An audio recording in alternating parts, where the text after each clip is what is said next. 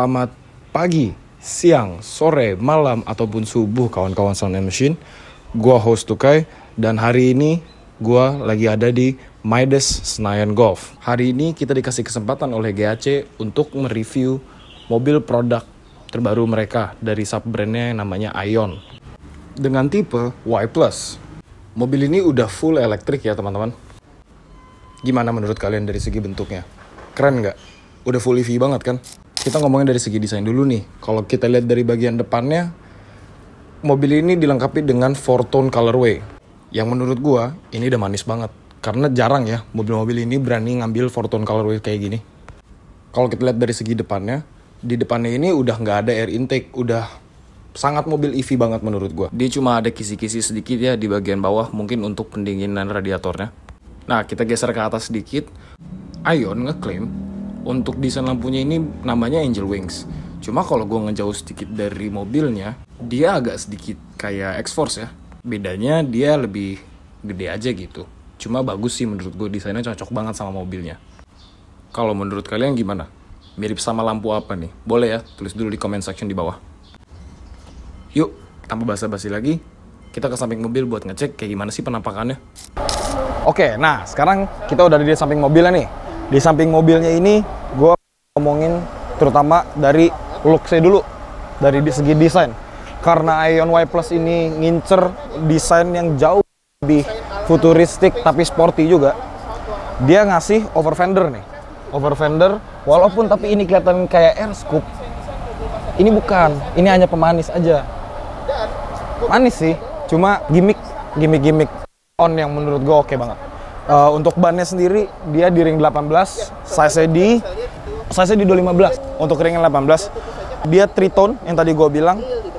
Dia hitam, memadai color hitam, metallic doff, chrome doff gitu, dead chrome lah ya. Hitam sama warna di luar yang warna yang lebih dominan yang disediakan dari Aion Y Plus ini.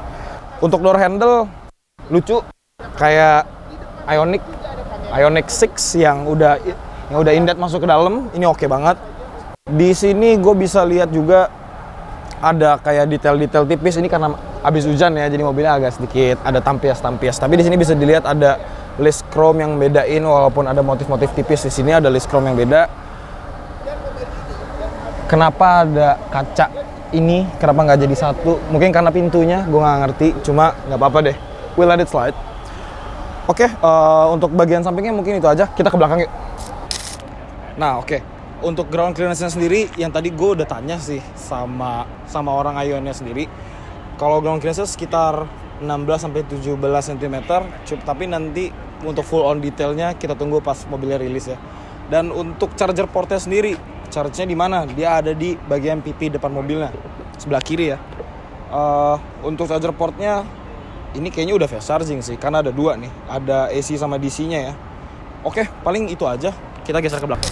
Nah, sekarang gue udah ada di bagian belakang dari Aion Y Plus-nya by GAC. Untuk belakangnya gue bisa lihat lampunya udah futuristik. Ini selera, bisa dibilang cukup selera orang Indonesia lah ya.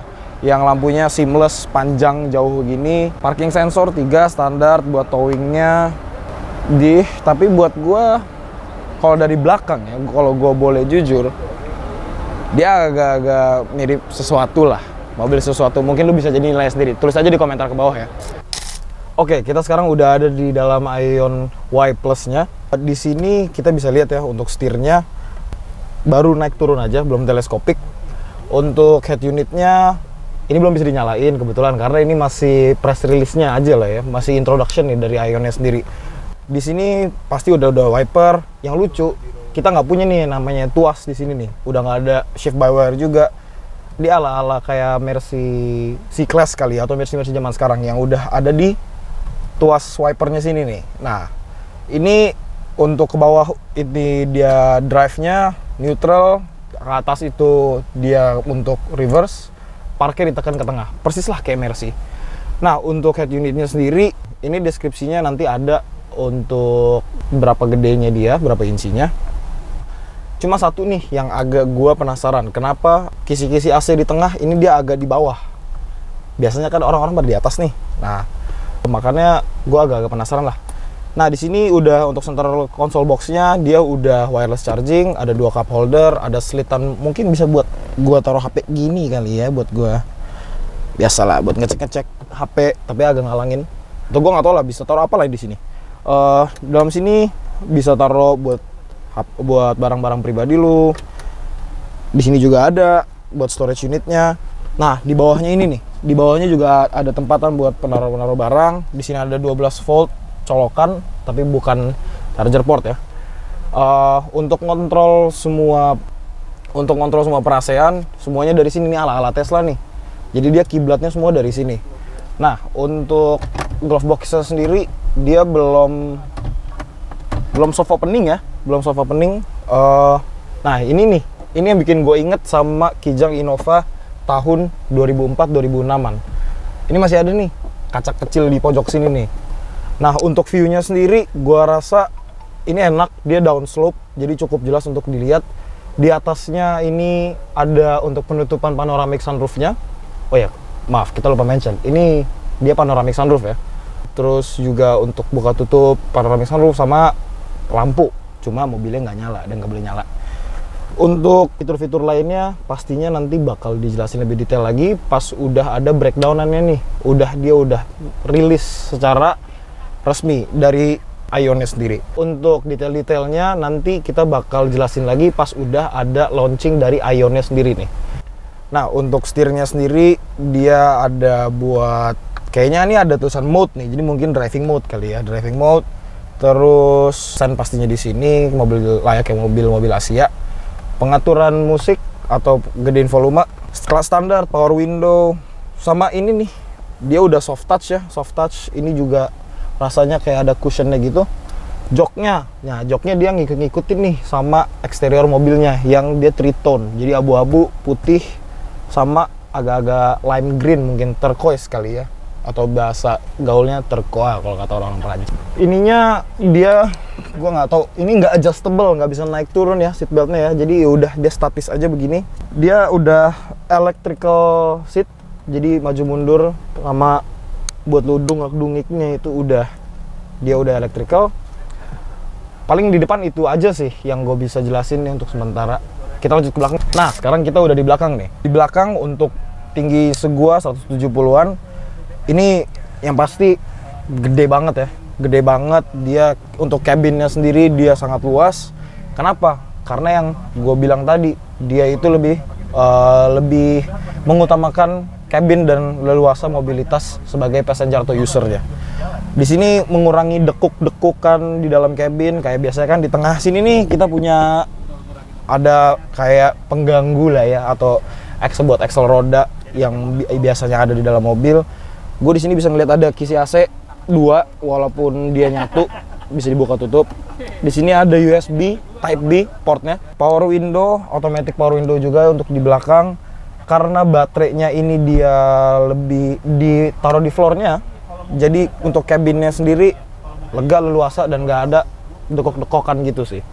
Dalam untuk interior belakangnya, joknya sama, bahannya pastinya nggak mungkin beda. Ya paling menangnya ini mobil, dia luas banget sih. Sama di belakangnya juga udah soft touch ya ininya, tapi plastiki lah ya. Tapi oke lah so far. Coba kita lihat ke belakang lagi. Oke, sekarang kita udah di bagian bagasinya nih. Untuk bagasinya sendiri, untuk kapasitasnya gue nggak tahu spesifiknya berapa. Cuma mungkin kalau misalnya gue bisa kira-kirain, dia mungkin sekian ya. Dan menangnya ini mobil, dia bisa dilipat, wajarnya mobil zaman sekarang untuk ngelebihin kapasitas buat di belakangnya. Cukup leluasa. Mungkin untuk mama yang pengen belanja kali ya, atau bapak manis yang lagi males bawa mobil-mobil gede, pengen irit, tas golf, masuklah di sini. Ya untuk belakangnya gua nggak bisa ngomong banyak, sewajarnya aja. Ini dia udah otomatis ya, dia udah pegas. Untuk kurang lebih di belakangnya gua nggak bisa ngomong banyak lah ya. Di sini ada logo Aion nih, manis lah ini nih. Oh, ini ada logo Aion sedikit nih, pemanis tipis lah. Oke sih buat gua untuk kapasitasnya ya. In action. Oke, sekarang kita ngomongin untuk power dan juga daya listrik dari Aion ini sendiri nih. Aion tadi ngeklaim kalau misalkan dia punya safety feature untuk baterainya sendiri. Dan menurut gue, yang tadi gue jelasin, gue nggak bisa ngasih tahu dulu nih karena belum full on detail. Untuk baterainya sendiri dia punya baterai yang diklaim safety karena untuk penyusunannya yang ada di bawah, di floornya aja. Dan dia dibikin kayak tipe magazine gitu sih. Jadi tipe magazine ini dia kayak majalah, kayak buku. Jadi setiap dari baterainya itu ada coolant-nya lagi. Dan menurut gue itu top sih, itu keren sih. Dia untuk KW-nya sendiri 150 kW. Torsinya itu di 220 Nm. Range-nya nih, range-nya ini yang disediain di Indonesia itu ada 2. Yang satu itu untuk yang eksklusif, itu ada di 410 km. Dan untuk yang premium, dia di 490. Dan menurut gua untuk power segitu dan range-nya segitu cukup oke sih untuk pengenalan brand pertama. Walaupun yang gua udah baca di India ada versi yang 550 km. Tapi di Thailand sama Malaysia juga udah keluar versinya kurang lebih kayak yang pengen dikeluarin di Indo. Oke, nah sekian review singkat dari gua. Gimana nih kawan-kawan Sounds and Machine? Menurut lu untuk mobil dengan kapasitas yang tadi gua udah jelasin, price range-nya berapa sih? Di China sendiri mereka ngejual harga sekitar 500 jutaan untuk dikurs ke rupiah ya. Cuma kalau di Indonesia kira-kira berapa nih? Boleh ya kita komen di comment section. Nah, sama jangan lupa untuk like, comment, share, dan subscribe channel Sounds and Machine. Visit page kita di website soundandmachine.com dan jangan lupa follow Instagram kita @soundsandmachine. Gua host Lukai. Thank you.